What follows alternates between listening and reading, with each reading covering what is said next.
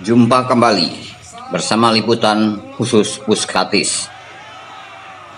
Laporan sisi lain daripada aksi demo tentang pemilihan Kades. Pada akhir-akhir ini, masyarakat Kabupaten Oki, khususnya Kota Kayu Agung, disuguhkan perilaku dan sikap dagelan yang dipertontonkan oleh pihak-pihak calon kepala desa yang dalam proses dan tahapan pemilihan kepala desa kalah dari pesaing. Dan yang lebih miris lagi, mereka yang kalah merasa dicurangi sehingga melakukan kegiatan-kegiatan yang tidak sepatutnya mereka lakukan karena tidak pada alur hukum yang sebenarnya. Perilaku yang tidak pada alur yang sebenarnya dipicu oleh faktor ketidakpahaman pada peraturan tata cara pemilihan kepala desa yang seharusnya mereka jadikan pedoman dalam proses tahapan pemilihan kepala desa. Peraturan Bupati nomor 18 tahun 2017 tentang perubahan atas Peraturan Bupati nomor 11 tahun 2015 tentang tata cara pemilihan kepala desa seharusnya dipahami. Pemahaman terhadap peraturan yang tersebut di atas untuk menjadi pedoman tidak saja itu dipahami oleh panitia pelaksana pemilihan kepala desa, tetapi juga harus dipahami oleh seluruh kontestan yang bertarung dalam pemilihan kepala desa, yaitu calon-calon kepala desa. Selain itu, pihak-pihak pemantau dan pembina dari unsur penyelenggara negara juga harus memahami tugas dan wewenang masing-masing untuk dapat bersikap tegas untuk menolak apapun bentuk yang disampaikan oleh pihak-pihak calon kepala desa yang merasa dicurangi dalam proses pemilihan agar tidak menimbulkan kerancuhan. BPMD seharusnya dari awal menolak yang berbentuk sanggahan ataupun laporan terkait pada pelaksanaan proses pemilihan yang disampaikan oleh pihak-pihak calon kepala desa yang merasa dicurangi atau dirugikan dan diberikan masukan atau saran sesuai alur ataupun yang mengaturnya. Selanjutnya, pihak-pihak yang menyampaikan bentuk sanggahan ataupun laporan diberikan penjelasan bahwa BPMD tidak diberikan kewenangan untuk menerima apapun bentuk pengaduan sanggahan, apalagi untuk memutuskan dan menyelesaikannya. Dan perlu dijelaskan bahwa pihak pelaksana pada seluruh tahapan pemilihan kepala desa adalah panitia pelaksana desa yang dibentuk oleh Badan Pemusyawaratan Desa melalui penjaringan sesuai ketentuan Peraturan Menteri Dalam Negeri nomor 110 tahun 2016 tentang Badan Pemusyawaratan Desa, agar pihak-pihak tidak salah memahami tugas dan tanggung jawab panitia desa pemilihan kepala desa.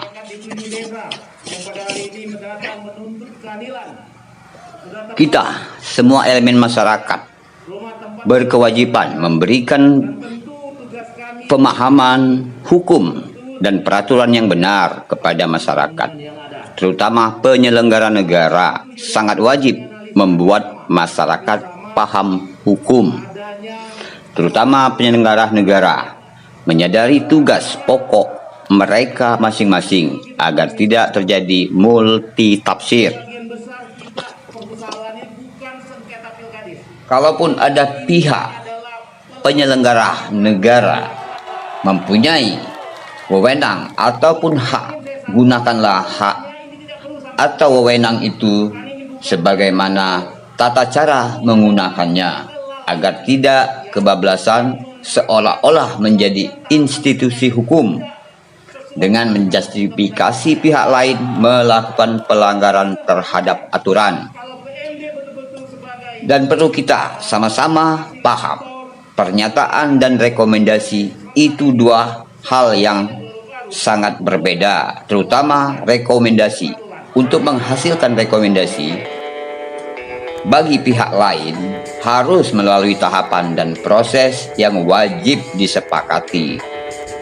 Hampir semua pihak yang mempunyai hak menolak ataupun menerima rekomendasi itu. Dan kalaupun rekomendasi dikeluarkan oleh pihak mayoritas, sangatlah tidak patut disampaikan di ruangan publik. Penyampaian rekomendasi itu juga harus disepakati, harus disampaikan melalui terbuka atau tertutup. Ketatanegaraan harus tetap dilakukan oleh pihak birokrasi maupun pihak penyelenggara negara lainnya. Dan perlu kita pahami, peraturan bupati tentang tata cara pemilihan kepala desa, yaitu Perbub nomor 18 tahun 2017 tentang perubahan atas peraturan bupati nomor 11 tahun 2015, dipahami tidak sepotong-sepotong bahwa peraturan tersebut tidak hanya pasal 54 ayat 1 huruf E tentang sah tidaknya suara, tetapi ada juga pasal 60 ayat 1, 2, 3, dan 45 tentang mekanisme pengaduan terkait pilkades. Kita hendaknya semua pihak, baik masyarakat apalagi penyelenggara negara, untuk dapat memahami peraturan bupati nomor 54 tentang pemilihan suara sah dan tidak sah. Dan jika terjadi kecurangan pada pasal 54, diteruskan pada pasal 60, yaitu tentang mekanisme pengaduan jika pihak-pihak lain calon kades merasa dirugikan. Pasal 60 ayat 1, pengaduan dapat disampaikan secara resmi dan tertulis sampai batas waktu penghitungan suara belum dinyatakan selesai. Ayat 2, pengaduan tidak dapat diterima dalam bentuk apapun juga sebagaimana dimaksud pada ayat 2, ayat 1. Ayat 3, sebagaimana dimaksud ayat 2 dapat disampaikan kepada bupati untuk diselesaikan. Ayat 4, sebagaimana dimaksud ayat 3 untuk difasilitasi oleh pembina atau pengawas pemilihan kades kecamatan, yaitu camat, untuk menyampaikan kepada bupati. Ayat 5, jika bupati tidak dapat menyelesaikan persoalan, akan diteruskan kepada ketentuan peraturan undang-undang yang berlaku dan tidak menghentikan tahapan proses pemilihan kades. Kita semua harus memahami agar tidak terjadi hal-hal kisru dan multitafsir oleh masyarakat. Demikian, salam damai. Bounce.